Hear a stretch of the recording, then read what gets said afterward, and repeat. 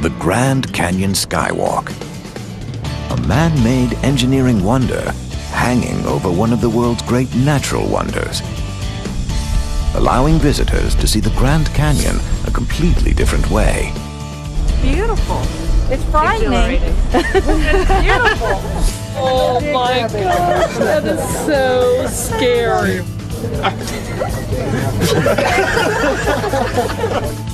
Look at that. Oh. Awesome. How will engineers build this amazing bridge 1,200 meters above the Colorado River? For the first time on television, the extraordinary story of the Grand Canyon Skywalk, wonder of the new millennium.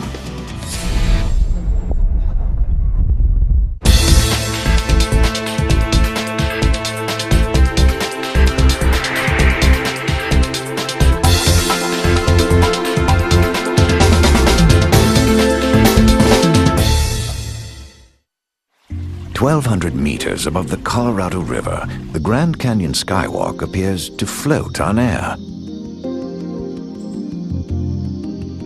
But don't be fooled.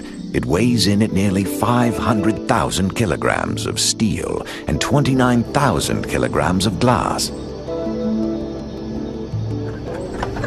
Wow.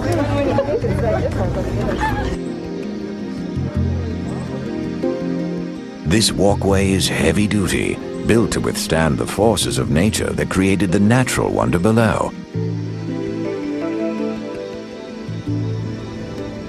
It took almost 4 years and more than $30 million to become a reality, and it doesn't disappoint.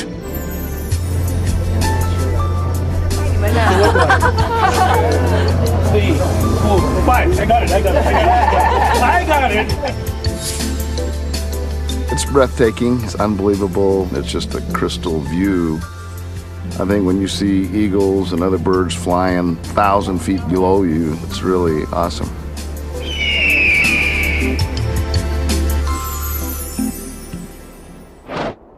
This spectacular human achievement combines state-of-the-art engineering and ancient technology to showcase the eternal beauty of the Grand Canyon. But its simplicity of form is deceptive. As a major engineering project, many obstacles challenged the creators of Skywalk. A beautiful but barren location, ancient geology, tribal controversy and environmental restrictions, ripping wind, and the fear of building a glass bridge over an enormous cliff just off the imposing west rim of the Grand Canyon. The Skywalk is located almost 200 kilometers east of Las Vegas, in one of the most desolate areas of the United States. A harsh climate contributes to the isolation. Temperatures range from 46 degrees Celsius in the summer to -2 degrees Celsius in the winter. Winds over 160 kilometers per hour have been measured, blowing through the canyon. This forbidding landscape is home to the Wallapai Nation. For decades, the Wallapai have opened their reservation to tourism to help support the tribe. But their main commercial enterprise, river rafting, is modest. In 1996, entrepreneur and developer David Jin approaches the Wallapai with a bold idea. He's a tour operator who's been bringing tourists to Wallapai sites for years. He proposes building something new to draw more visitors, a glass-bottomed walkway or observation deck, jutting out over the west rim of the Grand Canyon, complete with a visitor center. I've been doing business with the Wallapai tribe for a long time, over 10 years, and I love this location. First is very close to Las Vegas. Second is they keep the Grand Canyon, just like, a few million years ago. For the Wallapai, who own the land, Jin's proposal and the scale of tourism it would draw challenges a delicate balance between commercialization and preservation of nature. Within tribal families like the Watanabe's, opinion is sharply divided. should they build Skywalk? I said, well, we need to have income. We have to look at the needs of the people. So we had to change our ways. In the beginning, I opposed the project because I grew up with this being a naturally beautiful place. And I thought that, building the Skywalk where it is today, we infringed on the spirituality of the place. On one hand, it's going to bring employment, help with the poverty situation. But on the other hand, perhaps desecrating the canyon in its natural state. So, it's mixed emotions. After years of internal debate, the Wallapai approved Jin's proposal, with specific restrictions. No underground rooms or excessive excavation. No drilling into the face of the canyon wall. And color and texture of the structure must complement the natural environment of the canyon. Aesthetically, we wanted the coloring, we wanted the formation to blend in with Mother Nature to the extent possible. In October 2003, Jin hires architect Mark Johnson. While Johnson has years of experience in commercial and residential work, he recognizes the challenge. No one has ever designed anything like the Skywalk.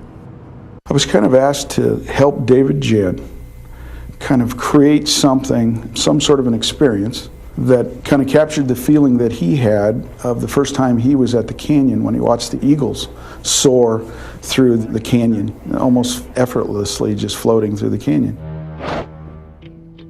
To tackle this challenge, Johnson and Jin take their plans to Locksaw Engineering, the masterminds behind many recognizable hotels in Las Vegas, including the Wynn Resort, Mandalay Bay, and Caesars Forum Shops.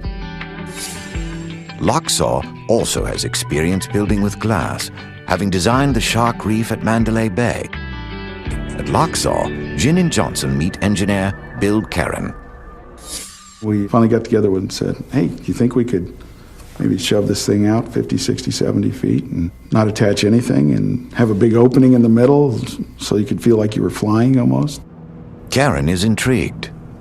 The first thinking was, this is pretty wild. It'll be fun to do, different, and it did have a big coolness factor.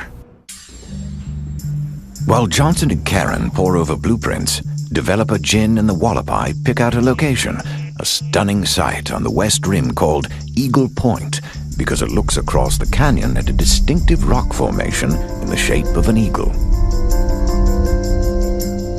The spot is sacred to the Wallapai because they believe the eagle lifts the prayers of the people to the Creator.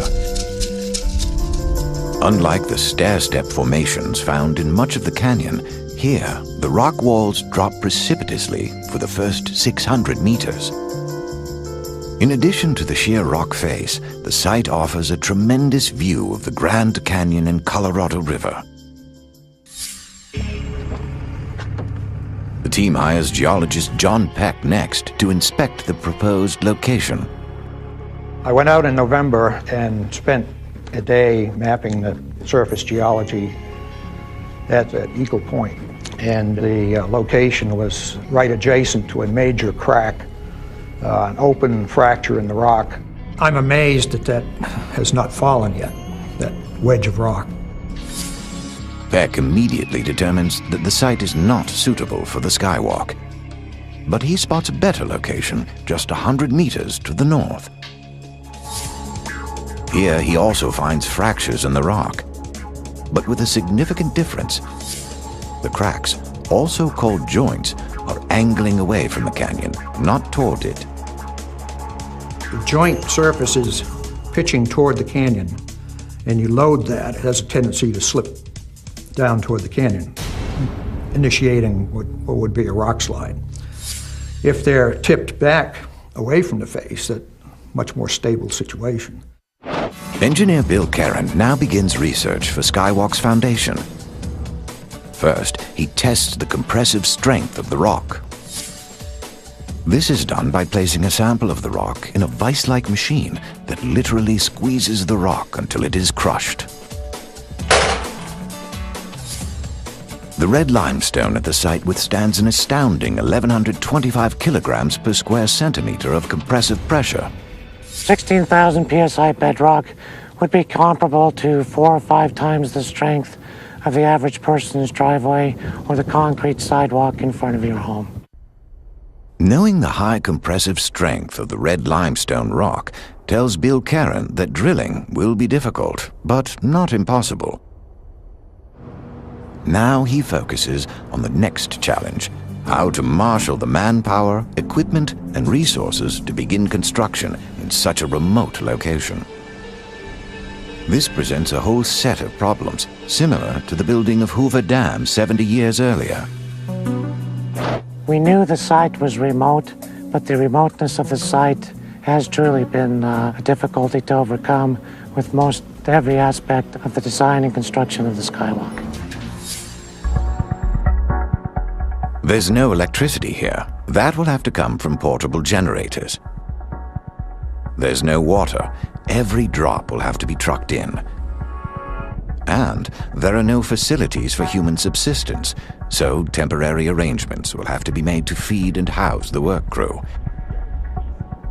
The nearest city, Kingman, Arizona, is 110 kilometers away. And construction vehicles must drive the last 22 kilometers on a difficult, unpaved, and deeply rutted dirt road to access the location.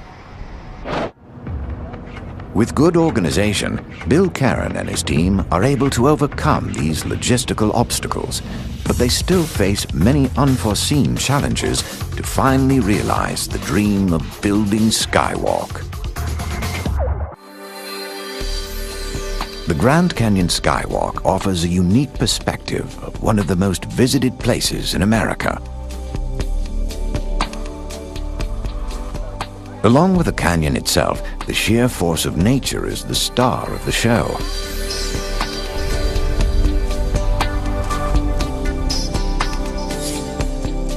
High winds often rip through the canyon, which helped carve the steep rock walls over past millennia.